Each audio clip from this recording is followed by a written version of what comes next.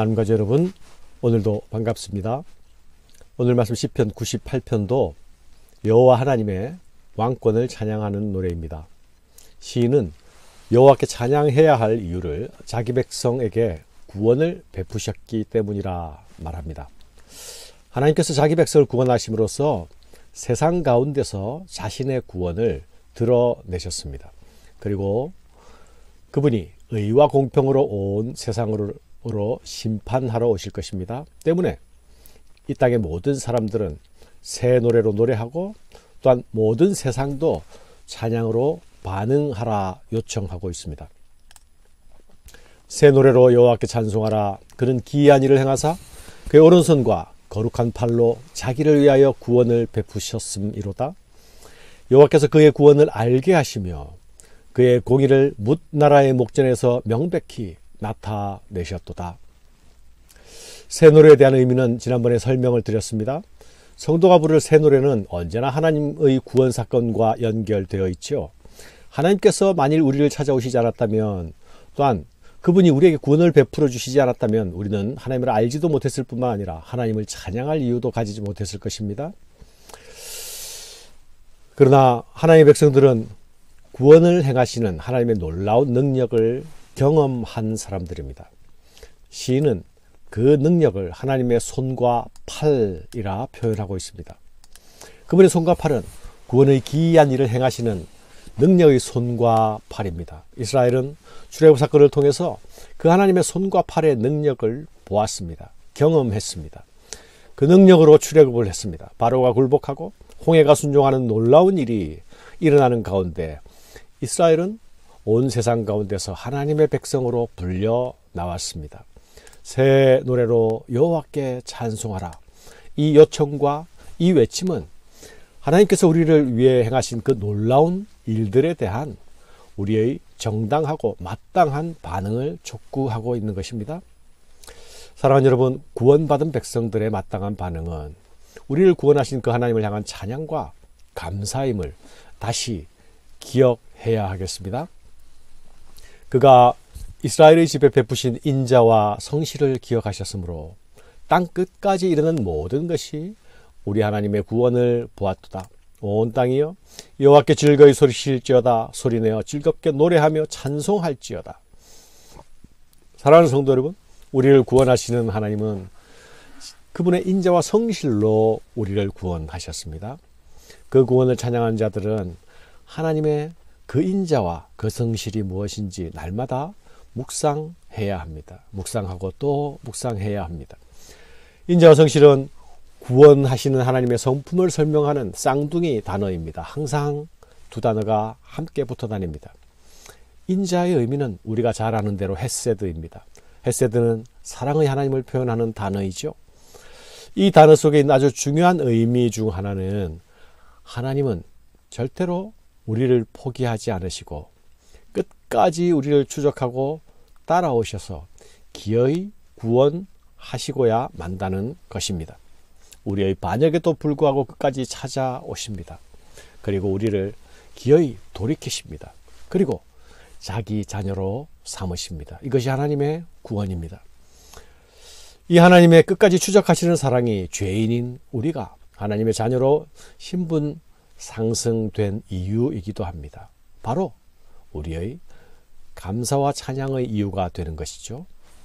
오늘 아침에는 이런 찬양을 부르며 하루를 시작해도 좋을 듯 합니다. 주의 인자는 끝이 없고 그의 자비는 무궁하며 아침마다 새롭고 늘 새로우니 주의 성실이 큼이라. 성실하신 주님.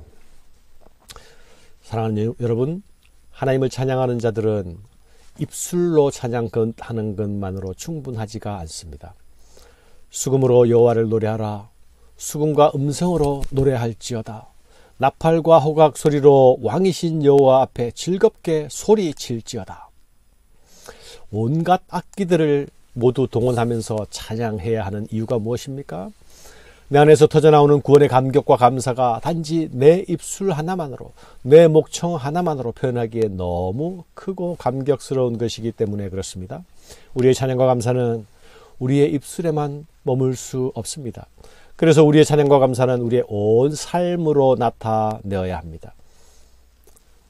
우리의 하루하루의 날들이 하나님을 향한 찬양과 감사가 되어야 함을 다시 기억하십시다. 우리의 구원주 되신 예수 그리스도를 기억하면서 그분을 높이고 그분을 자랑하며 살아가는 것, 이것이 예수의 사람들이 살아가는 삶의 내용입니다. 바다와 거기 충만한 것과 세계와 그 중에 거주하는 자는 다 외칠지어다. 여호와께서 큰 물을 박수할지어다. 여호와 앞에서 큰 물은 박수할지어다. 산악이 함께 즐겁게 노래할지어다. 그가 땅을 심판하러 임하실 것이미로다. 그가 의로 세계를 판단하시며 공평으로 그의 백성을 심판하시리로다. 찬양의 요청은 피조된 자연세계와 그 안에 살고 있는 모든 자들에게로 확장되고 있죠. 이스라엘의 구원은 단지 이스라엘 한 국가만의 구원이 아니라 온 세상과 만민의 구원을 향한 출발점이기 때문입니다. 이것은 하나님께서 아브라함을 부르실 때부터 약속하신 것이요, 이스라엘을 제사장 나라로 부르신 이유도 마찬가지입니다. 시인은 찬양해야 할 또 하나의 이유를 말하고 있죠. 그것이 무엇입니까? 그것은 하나님께서 심판주로 오실 것이란 사실입니다. 여호와 하나님은 온 창조 세계의 최종 재판관이 되십니다. 그분이 온 우주의 창조자요 주권자이시기 때문이죠. 공의에 하나님을 찬양하는 모든 존재들은 의와 공평으로 온 세상을 판단하시는 그 주님을 뵙게 될 것입니다. 사랑하는 여러분, 그리스도인의 신앙은 찬송하는 신앙입니다. 성도는 찬송하는 사람들이 되어야 합니다. 하나님의 말씀은 언제나 우리에게 찬송하라 말씀하십니다. 새 노래로 찬송하라 하십니다. 비록 내 삶에 아무런 찬송할 이유가 없을 때라도 성도는 찬송해야 합니다. 왜입니까? 내 삶이 늘 실패할지라도 성도는 하나님을 찬양해야 합니다. 왜입니까? 나는 실패하지만 하나님은 늘 승리하시기 때문입니다. 승리의 하나님을 찬송하십시다. 그러면 그분이 우리를 위해 하실 놀라운 일들로 인해서 우리는 또 찬송하게 될 것입니다. 하나님의 놀라운 구원을 찬송합시다. 하나님의 인재와 성실을 찬송합시다. 다시 오실 주님을 찬송합시다.